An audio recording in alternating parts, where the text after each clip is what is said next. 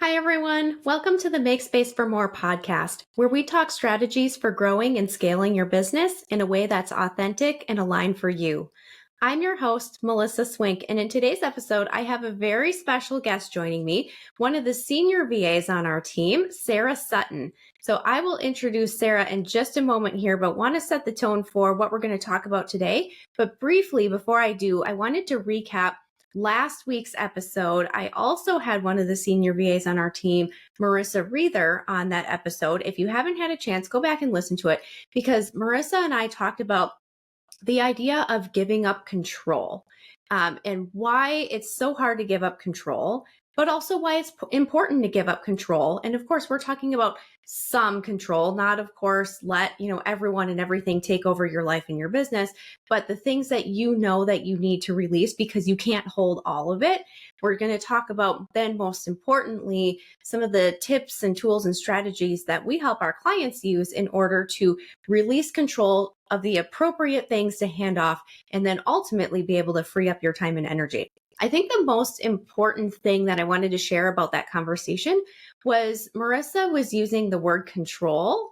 And then I was thinking about it that I think of this in terms of freedom. And so it was interesting how it was two different words, but on the same coin. Like, for example, I shared, even in my own business, when I started my business, I wanted time freedom. I also wanted freedom to choose who I worked with and what work I did and when I did that.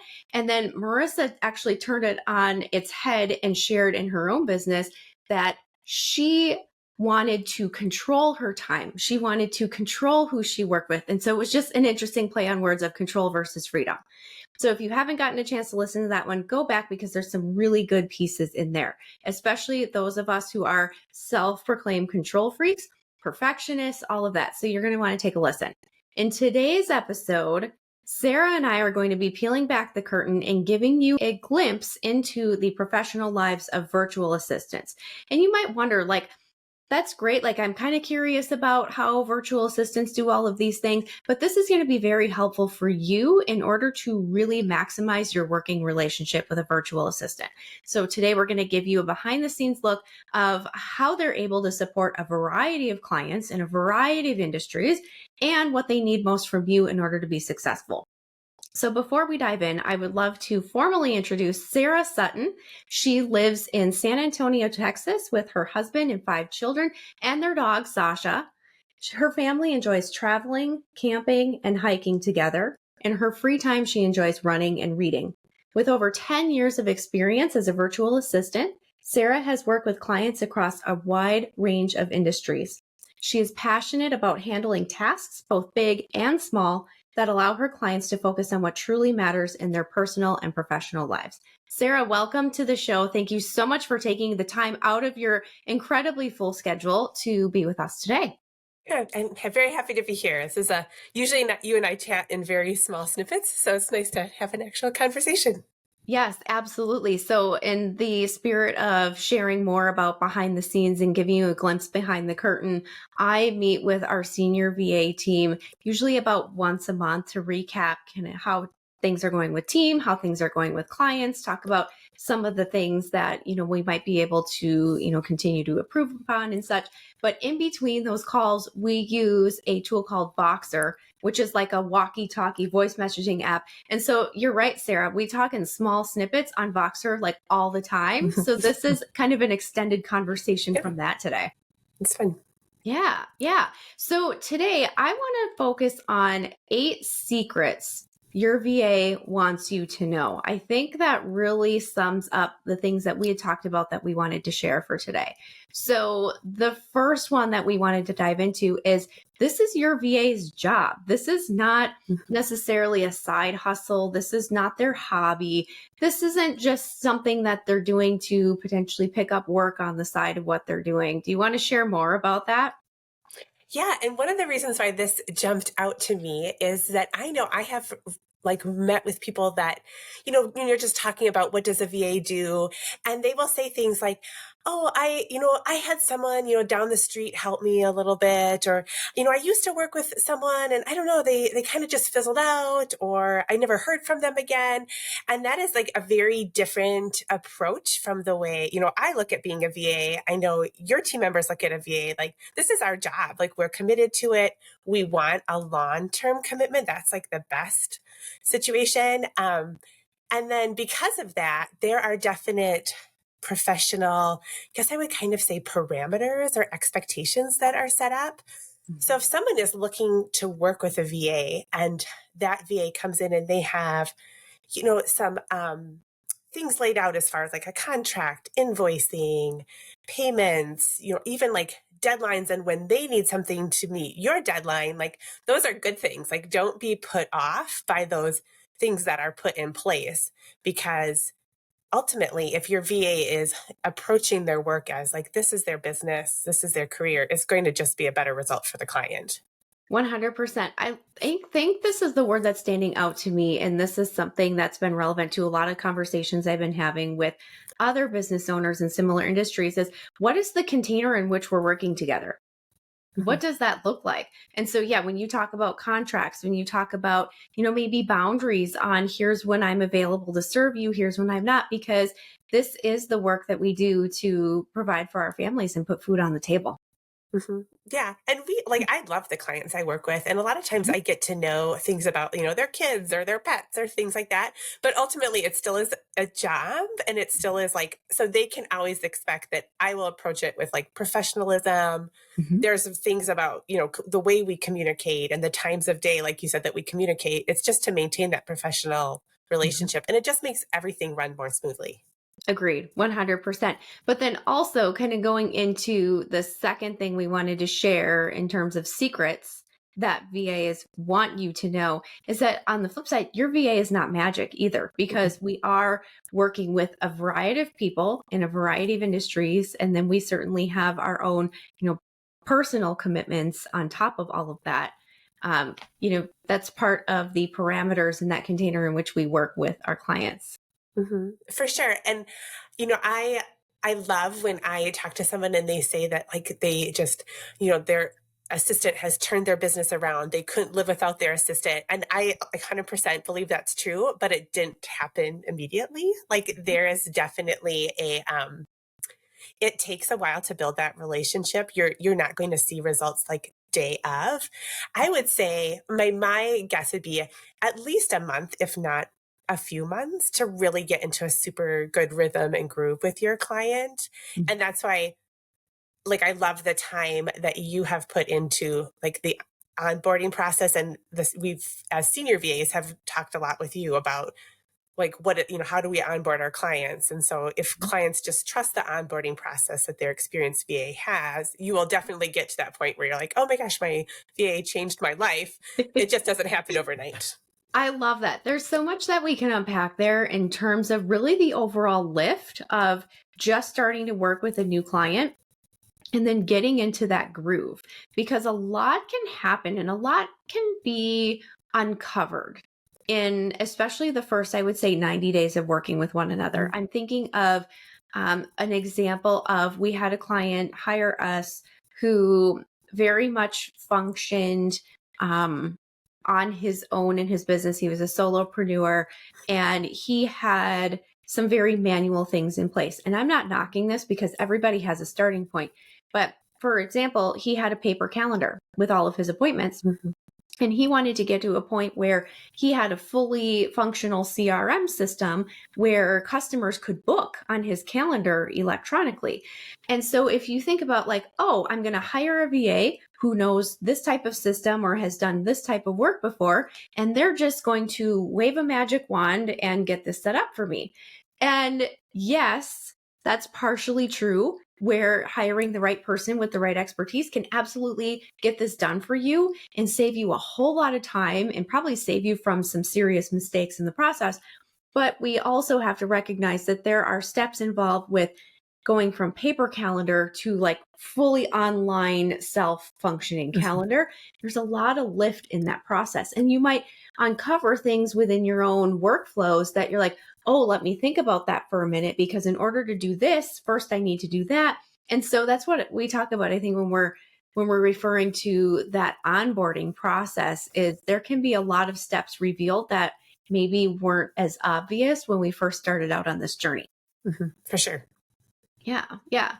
The other thing is too, is, depending on why you hired a virtual assistant in the first place, maybe you had an initial project in mind and, maybe you do work together on that particular project, but now that your VA kind of has a sense of the type of work that you do and who you're working with, there are probably many other things that they can do to support you and help keep the business moving forward and take some things off your plate.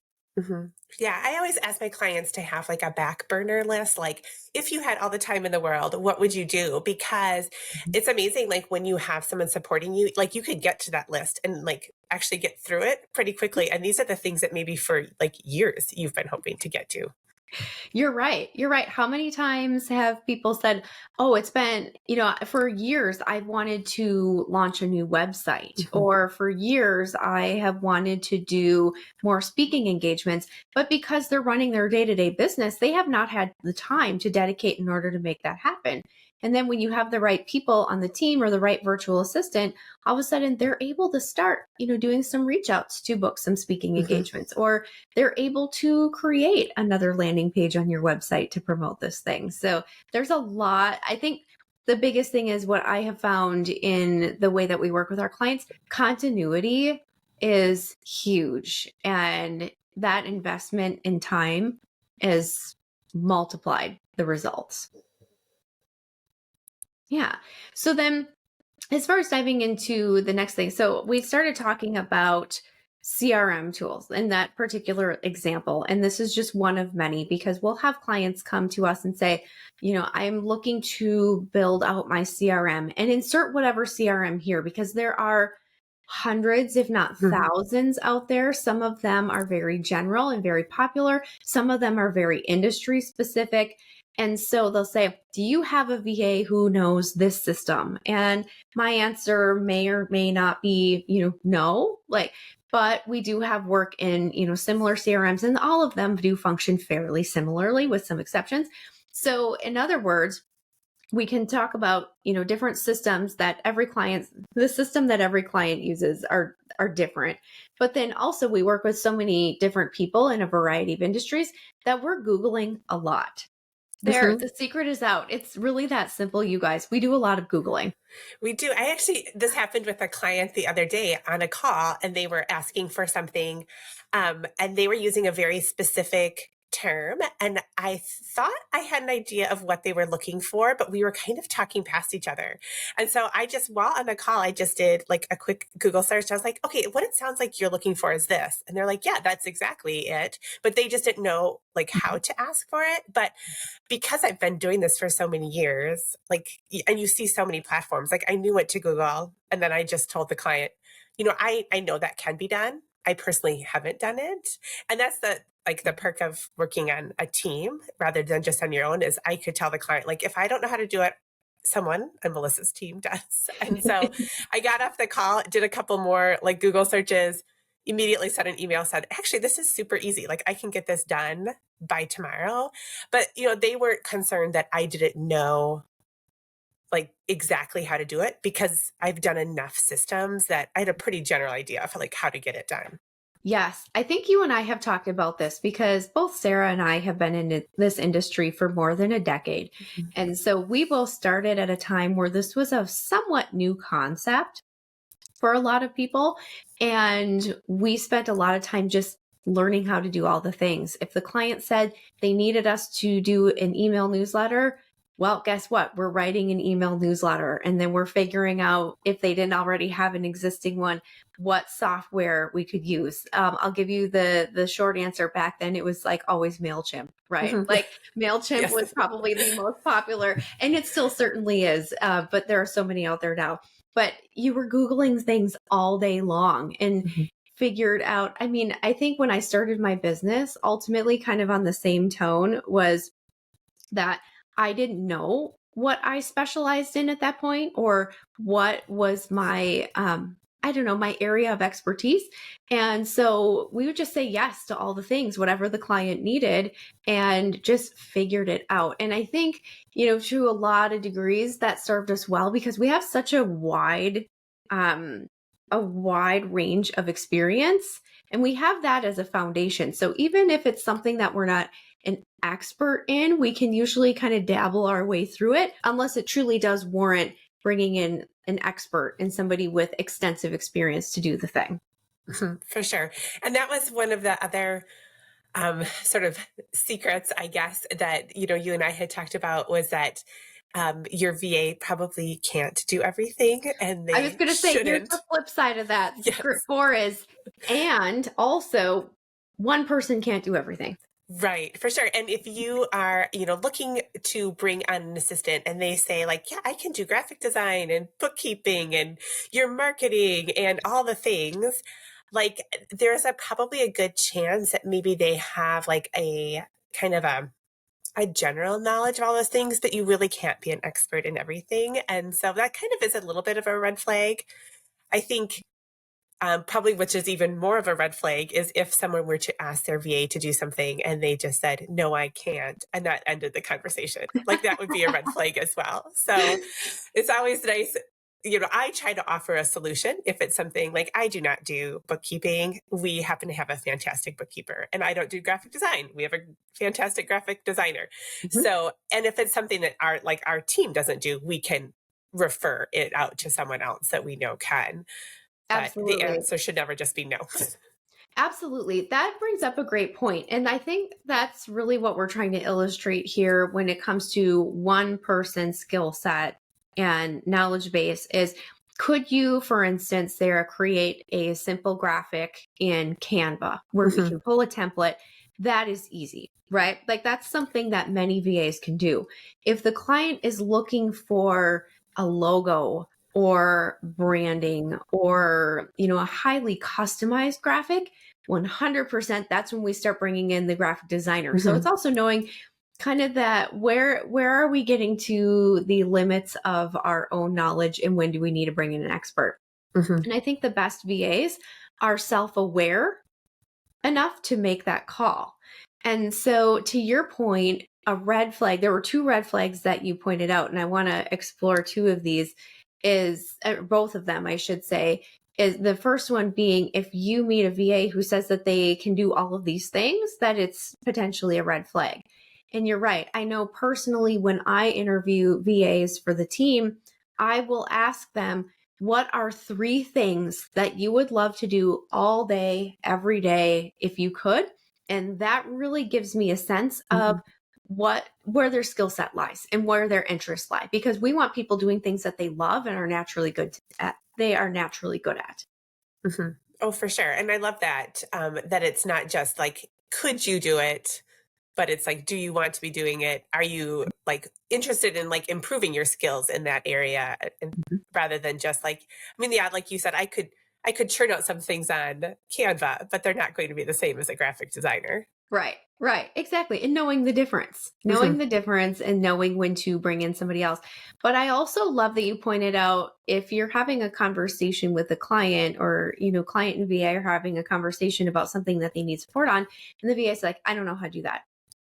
And then you can just hear like the wah, wah, wah, like, because we're trying to learn to be better and better at delegating. I don't care who you are or how small or large your team is, if you're working alone, or if you're the CEO of a Fortune 500 company, we're always trying to figure out, what do I truly need to be spending my time on and what can somebody else hand off? And so when we do try to hand something off and then it just kind of flatlines right there, that certainly can be a red flag. I think that the best VAs will say, hey, that's something that I'm not personally familiar with, but tell me a little bit more about what you're looking for, and I can help find someone else who can, and they can help kind of bridge that gap and maybe even manage the project of working with that person who has that expertise. For sure. Always offering solutions.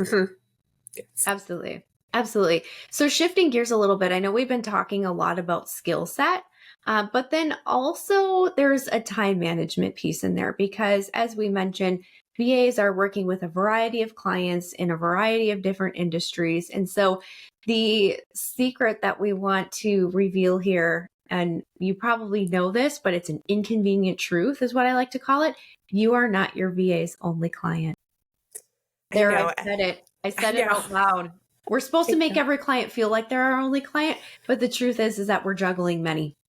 Right. I know. And that is something that, you want to be able to do everything that your client needs. Like, I would love it if a client sent me a message and like, can you do this right away? But probably what is happening is I am probably working on a different client's work in that moment. And that would be me turning away that client's work to focus on yours, this new client.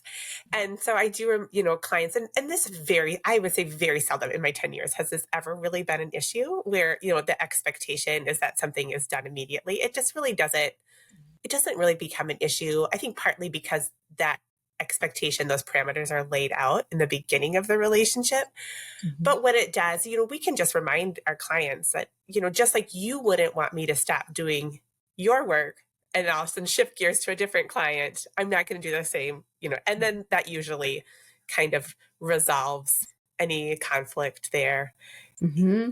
Yeah, absolutely. Because then on the flip side, if your VA is helping you with something that is time sensitive and very important for your business, maybe you've got a presentation happening tomorrow and you guys are putting the finishing touches on the landing page for ultimately the offer that you're going to be selling at that presentation.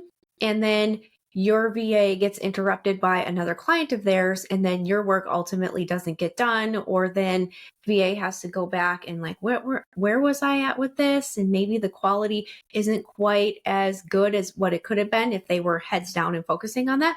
You'd be on the receiving end of that as well. Just putting it on the flip side.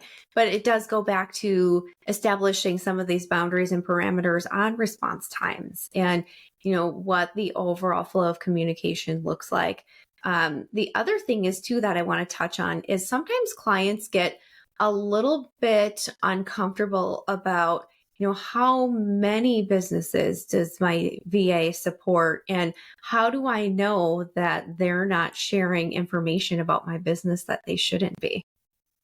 Yeah. And, that really is something that I think you would get a feel, if I were the client, I think I would get the feeling right away. And that goes back to that professional relationship. Like, what are these conversations with my VA like? Do I get the feeling, are they sharing with me information about other clients?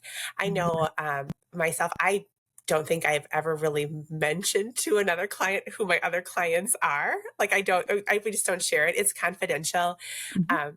But there are definite things that you can learn from working with one client. And if you see something that you're like, this is working really well, like we've started this new system, or even just, an email management tool, or just anything that is working really well, then I can take that and suggest it to another client and say, and again, not sharing any confidential information, but just saying like, I have another client and this really turned this around for them. Would you be interested in trying it?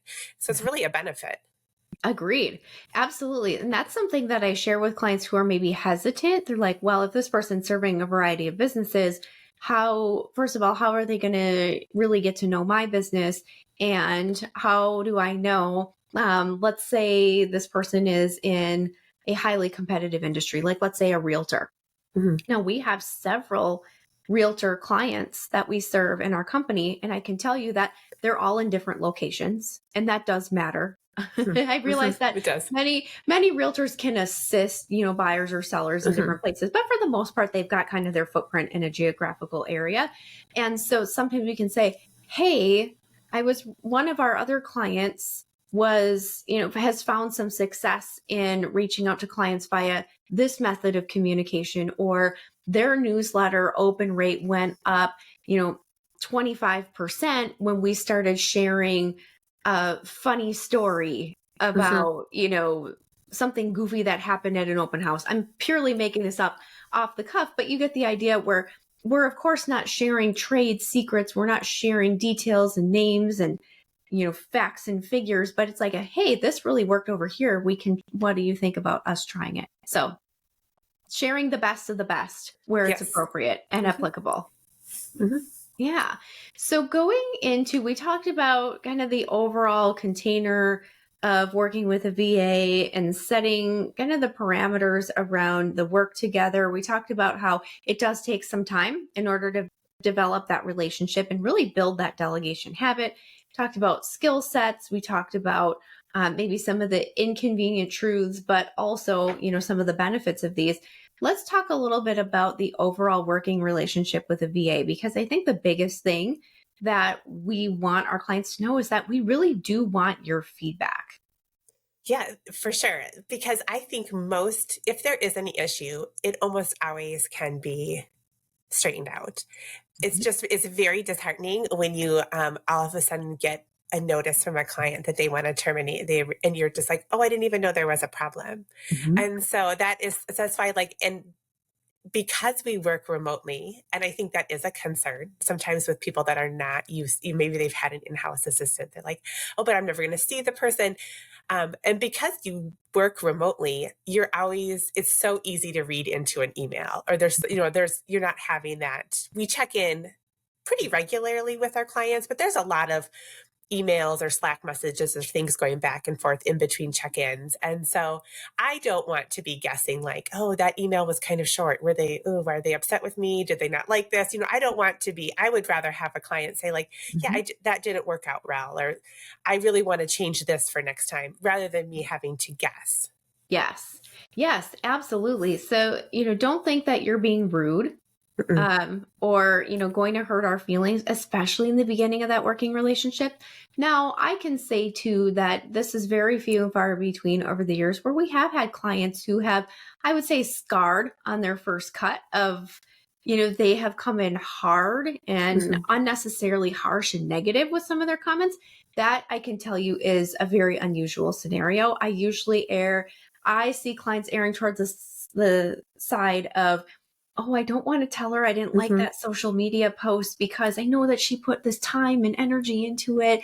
And so maybe I just won't use that one. And then we keep creating that same type of content. And they're like, okay, now I've paid for X number of posts that I haven't used. It would be far easier just to let them know, hey, I'm not going to use this one this time around. Here's what I would like to see different in the future. And, of course, I'm shooting off the cuff here, but we want that feedback because that's just going to be able to help us continue to grow and evolve and better the support that we can offer.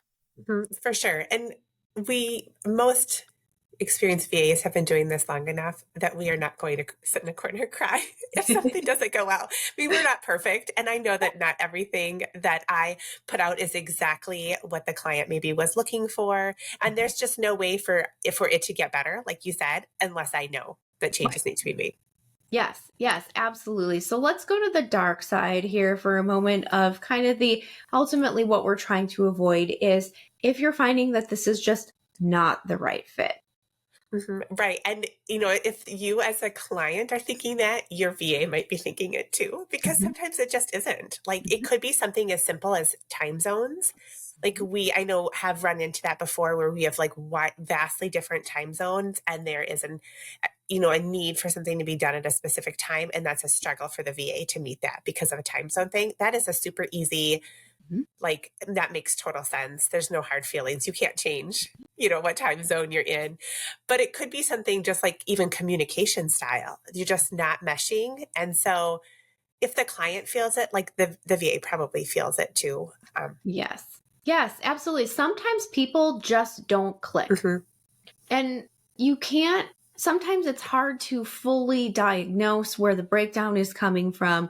Sometimes it's hard to fully articulate, but it's like oil and water where, sometimes even though somebody has just the right skill set to support the client, they just cannot seem to get on the same page Mhm. in, their overall communication style. And that's okay. One of the things that I love most about being a team-based virtual assistant agency is that when that happens, we do have other team members that we can rematch the client with. And then that way they're not starting from scratch in terms of going out and hiring a new VA and then completely onboarding them and training them and getting them access to the systems. We're able to do that in-house with our senior VA team, which is really, really nice.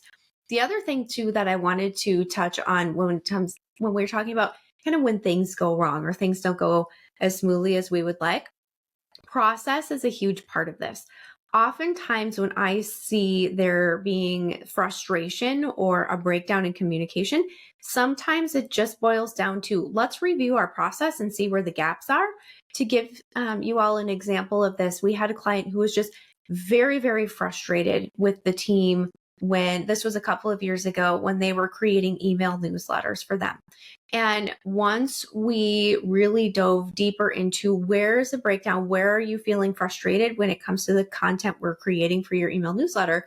She's like, well, there's only one subject line. And then I have to go back and I have to think through another subject line. And what she didn't say was that she used A/B testing for her subject line. So she needed two of them. Well, so all we had to do once we were like, oh, okay, that's where the breakdown's happening here.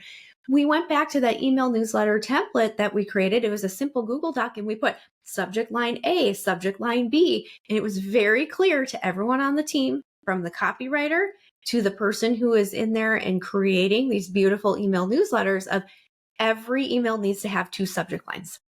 It was that simple. And then it was like problem solved. And I was like, oh my gosh, how much energy and frustration was burned because it was such a simple fix from a process standpoint. Yeah, and that's one of the things I like about having like the team, because sometimes it really just needs like a fresh set of eyes. Like where I have reached out to team members and said like this is something isn't right here, and then you get a couple of different opinions, or when like the senior VAs check in with other team members, and sometimes it's just like, oh, I didn't think of doing that, or I haven't tried that style. So usually it can be worked out.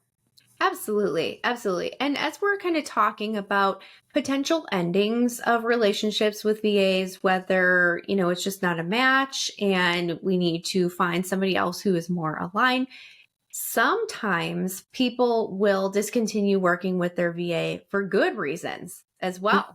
And we celebrate those. Yeah, for sure. I know it's happened to me a couple of times. I've like worked myself out of a job, and that is totally fine. Sometimes when we are able to provide our clients with support, and then all of a sudden they can actually like focus on growing their business, then whatever that looks like. So sometimes it's like they need someone now full time, or they actually can open up a physical location and now they need, a front desk person or something like that. And so when that happens, like I don't know, I'm not upset. Like No. I just celebrate with them, ask for a referral if they have one, a testimonial, and just be happy. Yes, absolutely. And we have celebrated plenty of those over the years with our clients where they got to a point where they were able to hire a receptionist for their office. And that receptionist was able to take on a lot of the remote work that our team was doing. There's so many examples here of that. And we celebrate that 100%. For sure. So absolutely. Absolutely. Well, Sarah, thank you so much for sharing all of your knowledge and experience. And I love that these are some things that I think will ultimately help people better understand how a VA works, kind of behind the scenes, how they're managing all the various tasks and projects, but also hopefully learn some ways that they can just better work with one another. Yeah, for sure. Well, it was fun talking about it with you. Yes, absolutely. So everyone who is listening today, thank you so much for taking the time to listen to another episode of Make Space for More. If you know somebody who is either working with a VA currently or interested in hiring a VA, would you take a moment and just share this episode with them? Because I think that it might help them better understand all the mechanics of the behind the scenes of what goes into organizing a VA business, but then also how they can better work with others as they continue to grow their businesses as well. So thank you so much for tuning in, and we'll be back next week with another episode of Make Space for More, where we will talk more strategies for growing and scaling your business beyond you. Have a great day, everyone. Bye-bye. Thank you for tuning in to another episode of Make Space for More. We know these insights are valuable, and we hope you are inspired to keep growing your business beyond you. Remember, growth is a journey, and you don't have to go it alone. Until next time, keep automating, delegating, and elevating your business. This is Melissa Swink, and I'll see you on the next episode of Make Space for More.